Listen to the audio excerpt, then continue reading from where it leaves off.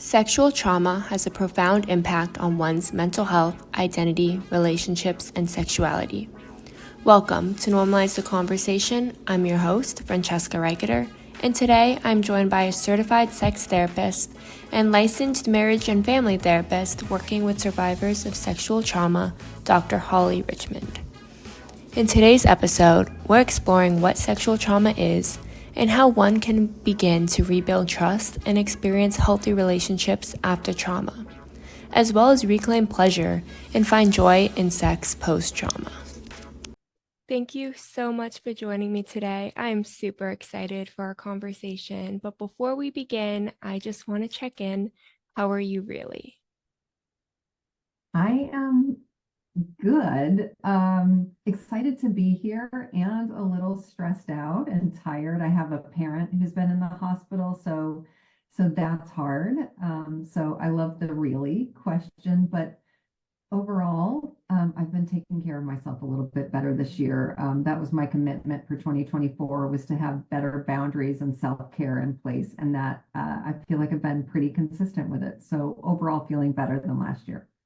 That's amazing. Thank you so much for your honesty. It's so hard, I think, to be honest with how you're feeling. And when you're so excited to do something, like I love podcast recordings, but I have a grandmother who has Alzheimer's and she had a recent fall. So when I separate from her for a little bit, it feels really stressful. So I get that feeling stressed and excited. And I don't think people often get to see how much is behind the smiles that we're putting out there and the content. Right, right. The masking and just our ability to hold two truths. So it can be true that I'm feeling better in my body than I have in a long time, and it can also be true that this is one of the more stressful times in my life recently because a parent is ill. Yeah, Exactly, both can coexist. But yeah. moving into our topic today, we're going to talk about sexual trauma and your work in helping people heal from sexual trauma. So before we begin, I was wondering if you could define what sexual trauma is. I love this. I really appreciate that you led with this question. So I'm going to give just like a few quick examples of trauma or how I define it. But then, if it's okay with everyone, I just would like to read the paragraph from Reclaiming Pleasure, my book, specifically about sexual trauma. So you'll get kind of like an overlay and then the more clinical perspective. So, in my mind, sexual trauma is something that usually happens too fast, too soon. Sexual trauma is unpredictable. Sexual trauma is violating, not necessarily violent. So that last one I said is the really important one because I feel like the media has really projected an idea of sexual trauma that is not accurate.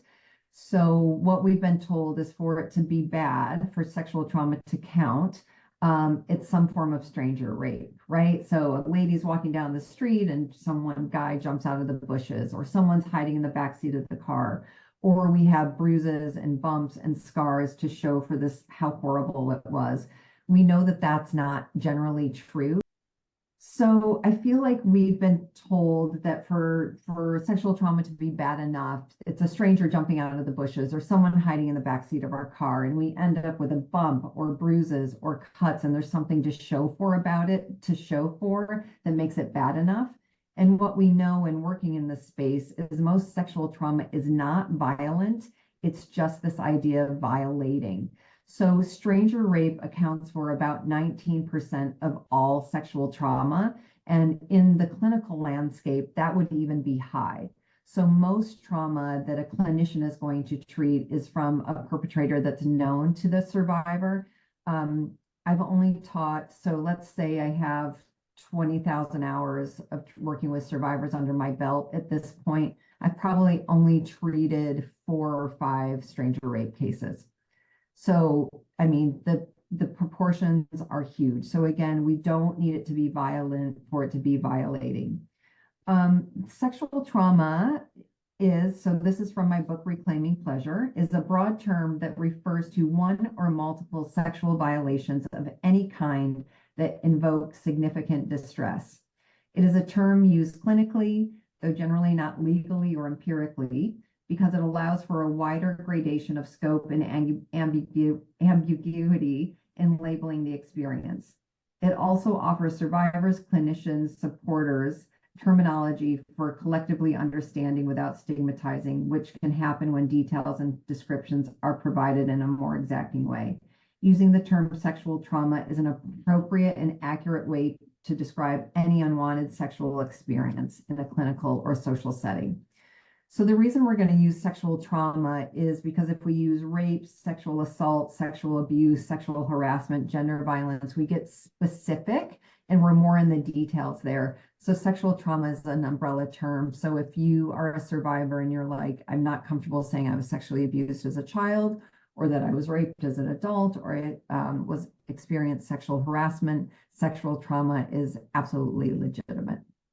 Thank you so much for that definition. I love how you clarified that. It's feeling violated. I think a lot of people may feel invalidated by the idea of what the media portrays, right? Like it's just violence. And although that, like you said, it's been 19% of the cases, I think that knowing any experience that made you feel uncomfortable, that made you feel unsafe, that was unwanted, it's valid to be struggling with that.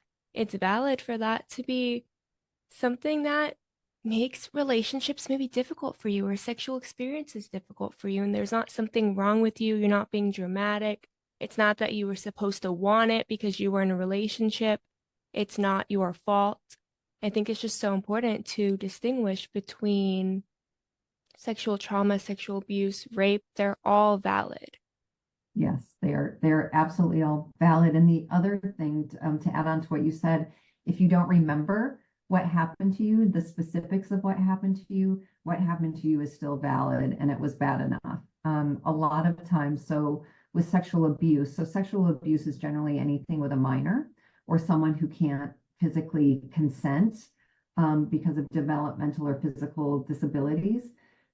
So they'll have something I called unstoried trauma.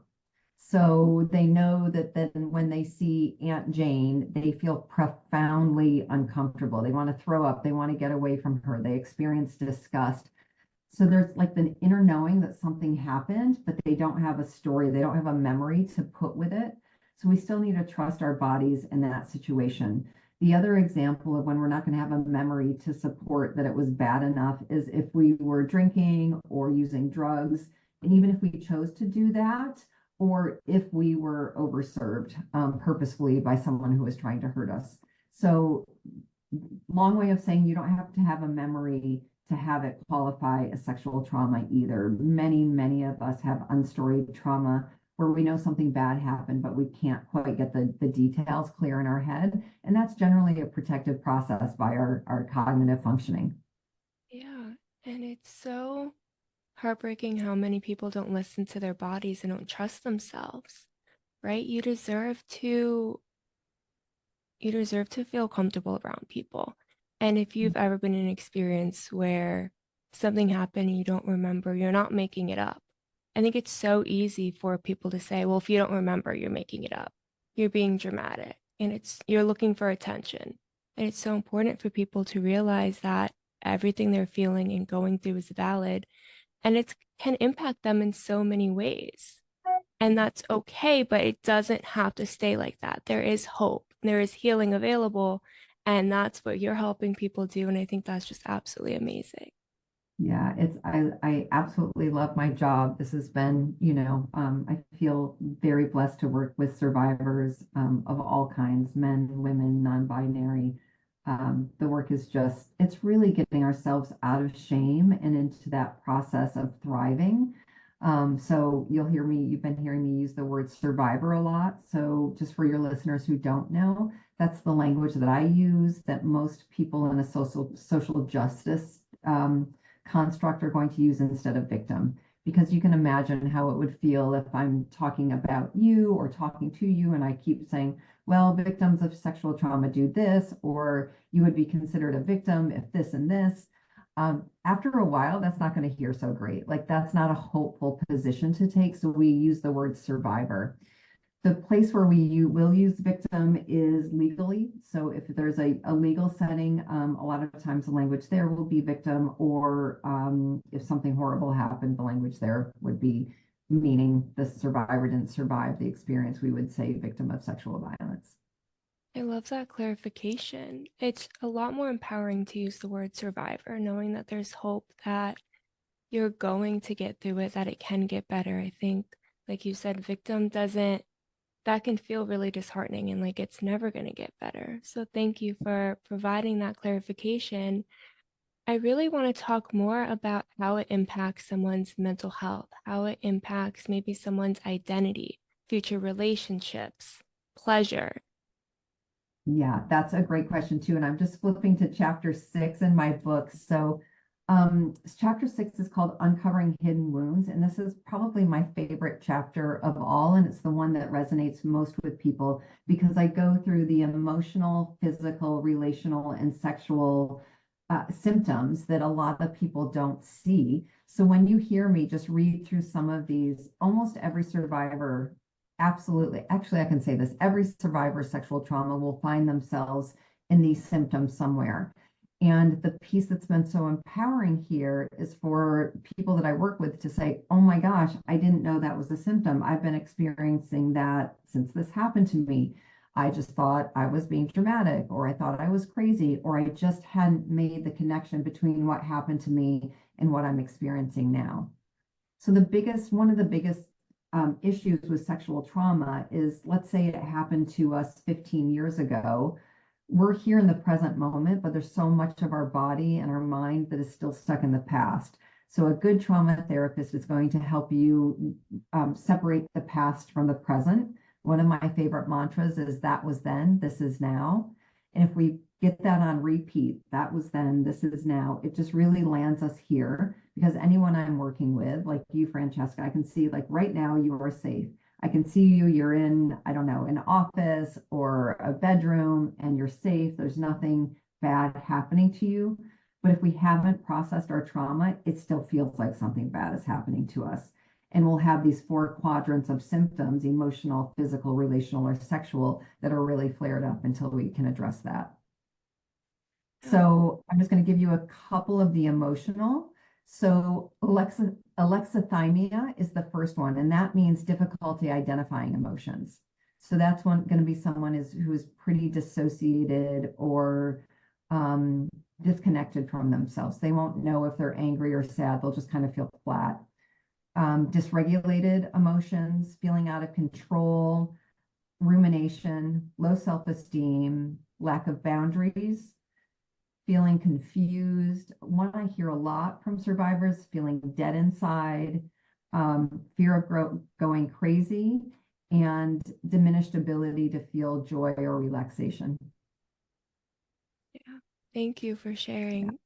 It really, really can impact you. Not can impact you, it really does impact you. And it's so important to get the support that you need and you deserve. I have a friend who is a survivor, and one thing that they said to me that really stuck with me is that when they engage in sexual experiences, they just dissociate. And they Mhm. know that they're supposed to do it because that's part of a relationship, but they're just not there. They don't enjoy it. They're just kind of like trapped in the moment and Yeah, going waiting through the for it to be motion. over with. Yeah.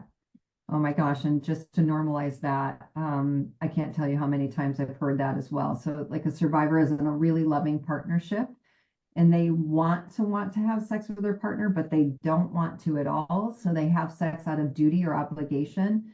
And then they say that they're like, I just wait for it to be over with.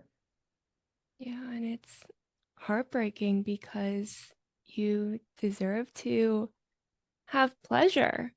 You deserve to be able to feel good and safe and get to enjoy it. It shouldn't be taken from you. Right. Right. Yeah, so the physical consequences, I just want to point out a few. There's going to be a lot around food and exercise. So survivors tend to go to body-based or somatic qualities to try to control how they feel. So eating disorders and sexual trauma go hand in hand. So someone that's either over exercising, binge eating, or under exercising and under eating. So all of those are possibilities. Poor body image. A lot of survivors will say, oh, I have a horrible memory. I can't remember anything. That's not a bad memory. That's just chronic anxiety. So anxiety overrides cognition. When we're chronically anxious, it's really hard to retain information. I love that you went to the sexual consequences. So yeah, there's going to be usually an aversion to sexuality most of the time. Sometimes though, there's a proclivity towards it. So some survivors will have more sex to try to make what happened to them meaningless, if that makes sense. That does make sense. And I never thought about it that way as well. And it's so important to recognize that everyone copes with it differently. But is it possible to reclaim that pleasure and enjoy sex as a survivor? Absolutely. Yeah. So this has been my work since 2009. Um, and through my dissertation, I ended up creating the Reclaiming Pleasure Protocol. So what I found in my dissertation were three distinct qualities that help us move from surviving to thriving. So help us move from just like getting through life and still experiencing these symptoms, some of which that you and I talked about, to really being able to be in the present moment, in our bodies, in connection with our partners. So what that protocol looks like, so it starts with control, and that probably sounds self-evident, but it's maintaining control and relinquishing control. And the relinquishing control is really more of the important piece there. So of course the survivor is going to want to control where she is and who she's sleeping with. Absolutely, makes sense.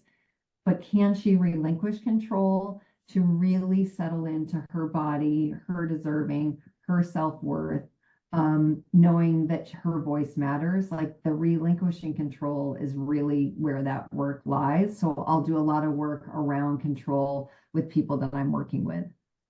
The second piece is pleasure. This is the really exciting part of our work together. So I help survivors discover their sexual template, meaning most, especially women, have never really considered what they like in the bedroom. It's just, well, I'll just do whatever pleases my partner.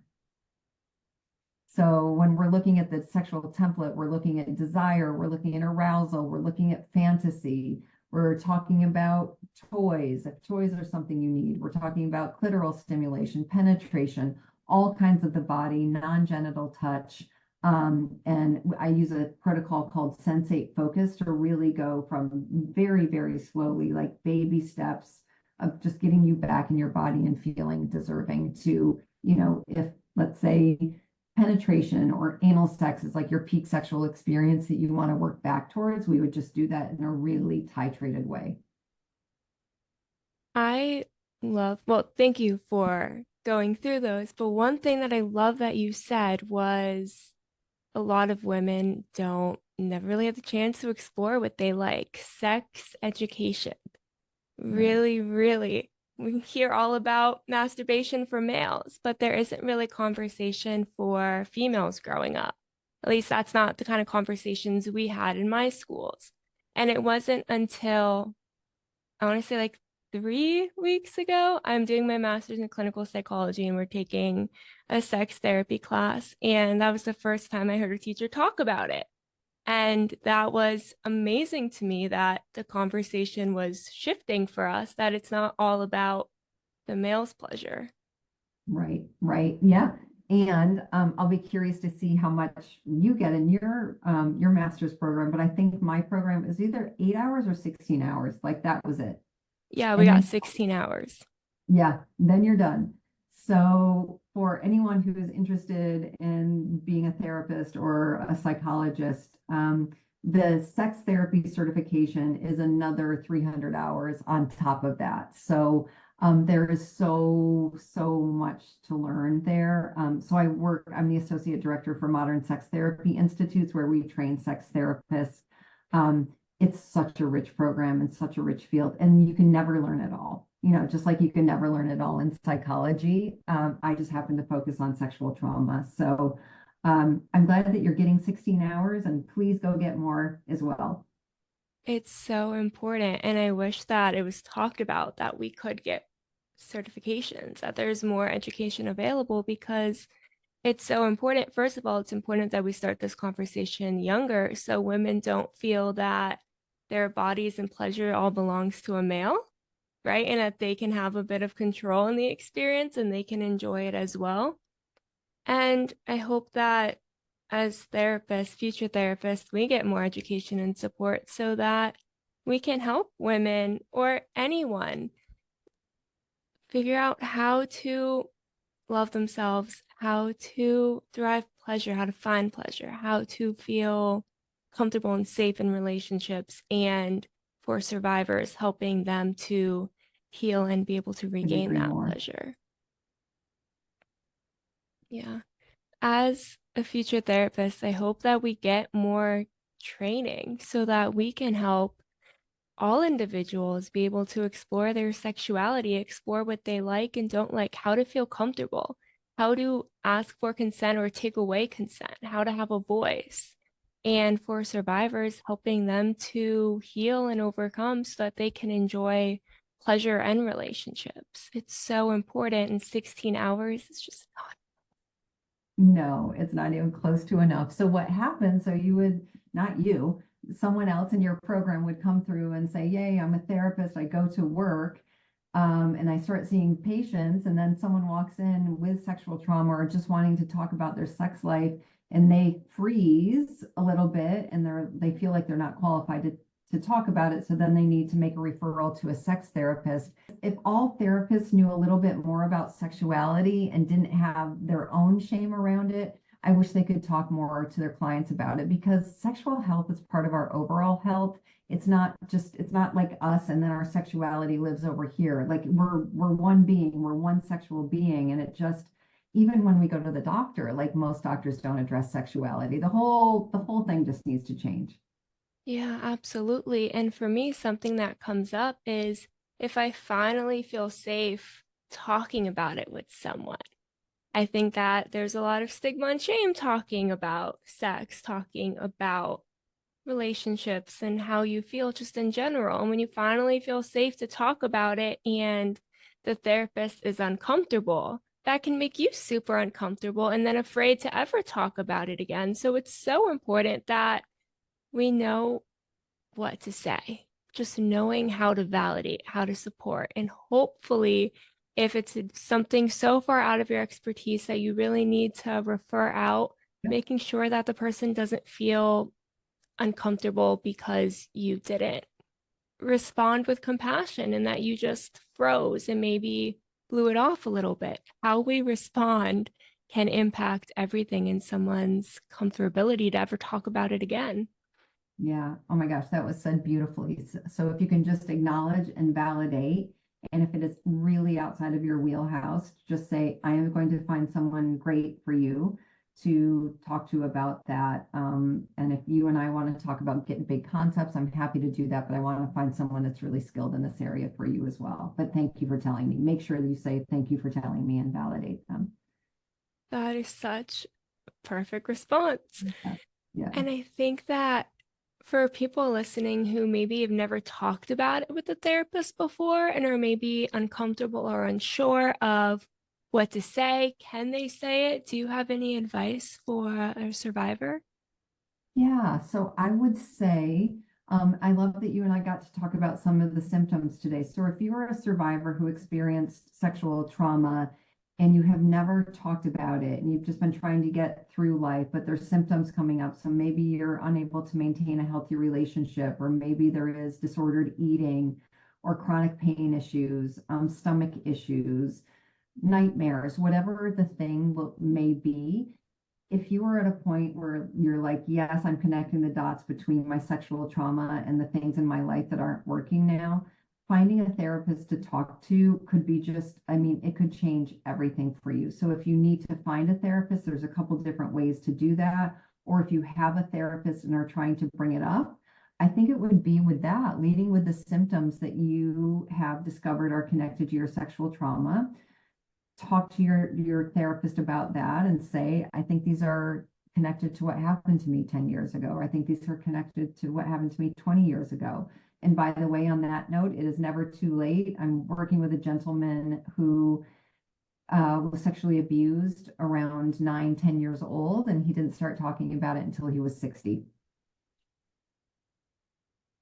It's never too late to get support and get help, and it can get better. And I think, kind of like you said, way in the beginning, sometimes we just feel uncomfortable and we don't know. So if it doesn't really come up and you don't maybe connect the dots or realize or feel safe enough to explore that uncomfortable feelings until way later, it doesn't mean that you're stuck with it forever because you never had talked about it before. You can talk about it 5 years later, 10 years later, a day later, or 5 decades later. It's always going to be valid. It's always going to be important.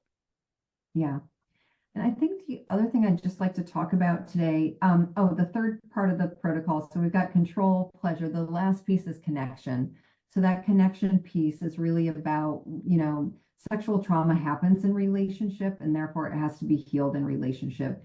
Even if it was a date rape or something where you didn't really know the person, you were still in that experience and that night there was some relationship there. Obviously, sexual trauma doesn't happen just on our own. So this ability to connect with people, trust people, be vulnerable with people, have reciprocal relationships is really that key third piece to moving from surviving to thriving.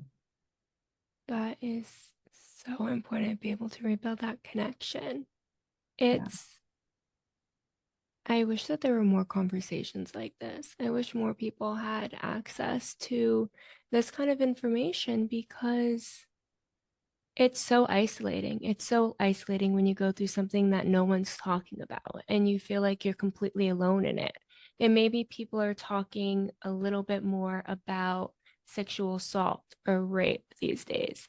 But when they're not talking about feeling violated, feeling uncomfortable and unsafe, a lot of people just hide away and think that they're the only ones. So the fact that we're talking about it today and that you're continuously talking about it and offering support is just such an incredible step forward.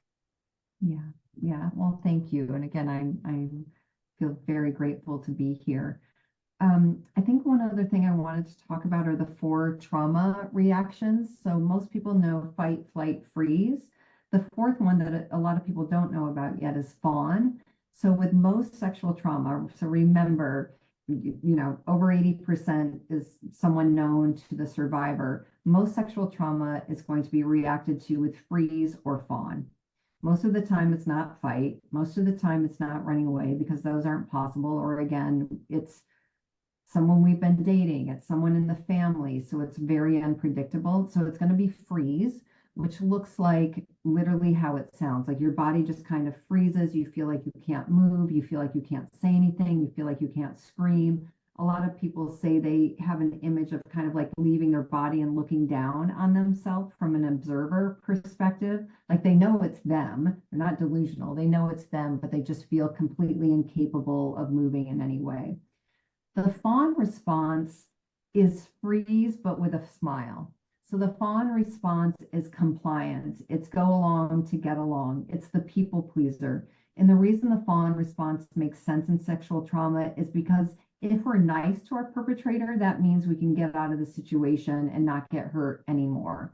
So it might look like just, yeah, being compliant, being agreeable. So inside you're shaking and you're really scared, but on the outside, you're playing nice so that you can get yourself out of there. I had never heard of fawn before. So first of all, thank you so much for bringing that up. And I think that's such a valid experience when we're kind of taught, especially as females, to just obey and be the good girl and smile and just let people do whatever so that you can get through.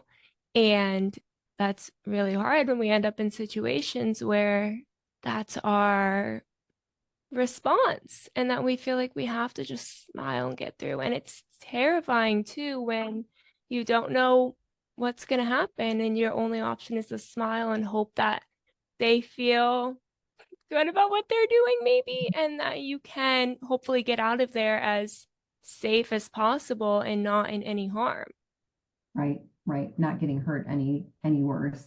Instead of, like, you can imagine if someone fights back, their perpetrator would probably fight back as well. Running away is just rarely an option.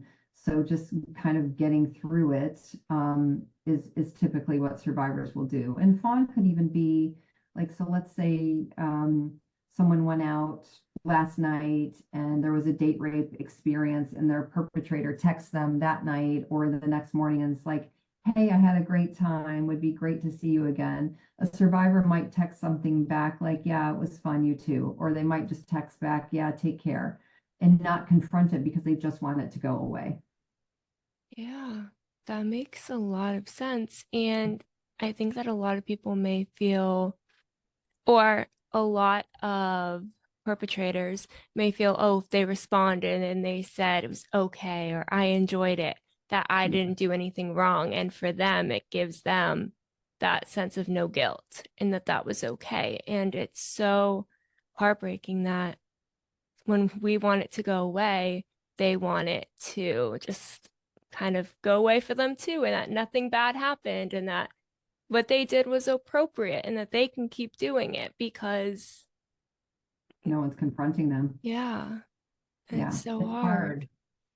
So I guess on that note too, if even if it's not, even if what happened to you, the sexual trauma isn't reportable, meaning that you have no proof, and I'm doing air quotes there, or you did text your perpetrator back, or even you went out with them again. This happens too. Like when you're with someone and they cross a boundary and your self-worth is so low, you don't have great boundaries, you might go out with that person again.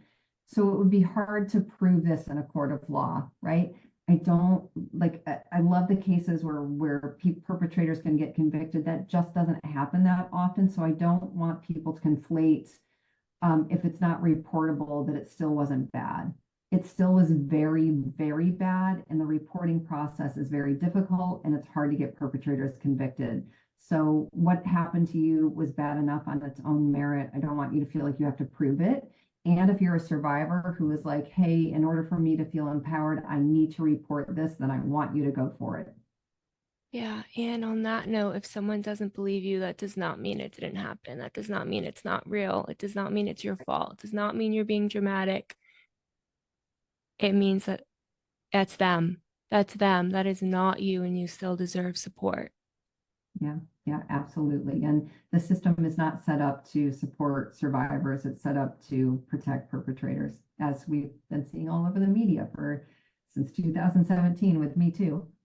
Yeah, it's so heartbreaking that a system that's supposed to be meant to protect us is doing the exact opposite.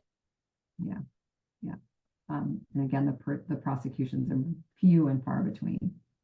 Yeah, Yeah. it's And I've had some cases of people that I've worked with where it's just gone beautifully. And the perpetrators have been convicted. So I just need everyone to hear me say, if you want to report. There is support there through RAIN or your local rape crisis center and get you an advocate to help with that process. So please, if that's something that you feel like you need to move forward in your journey, then anybody will support you that is on the side of survivors. Can you talk a little bit more about what reporting looks like? I think that a lot of people may feel very intimidated by that because they don't know what it entails. So is that something you could talk about a little bit more? Yeah, and the way that I would go about it is to find your local rape crisis center, and this can even be virtually. So if you live not near a major city, but find a local rape crisis center, and they could work with you virtually, so via Zoom, and get you connected to your local police department, help you make the report, and really they have advocates to walk through that process with you. That is incredible. Thank you so much for joining me today for the wealth of knowledge and information you've provided. As we're wrapping up, how can listeners learn more about you, purchase your book, and participate in your healing protocol? Oh, thank you so much. I appreciate you having me on. So my website has a lot of information. That's just drhollyrichmond.com. It's drhollyrichmond.com. Instagram, same, drhollyrichmond. Reclaiming Pleasure, the book, I'll hold it up here, is available on Amazon, anywhere books are sold. It's also an audio book, and I have an online course. So if you go to my website, you'll see a link to purchase the online course that I teach 10 modules and walk you through the whole thing. But if you are more of a visual learner and want some exercises and some other grounding techniques, that's all there. If you're interested in working with me, you can message me through Instagram or through my website.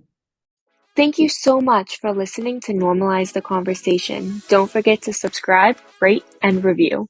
This podcast is an initiative of Inspiring My Generation, focusing on normalizing the conversation, bringing education and awareness to the forefront, and amplifying global voices to spark change and hope.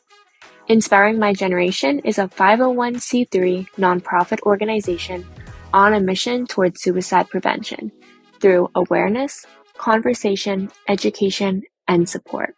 Connect with us on Instagram at Inspiring My Generation and visit our website inspiringmygeneration.org to learn more about our work and how you can make a difference.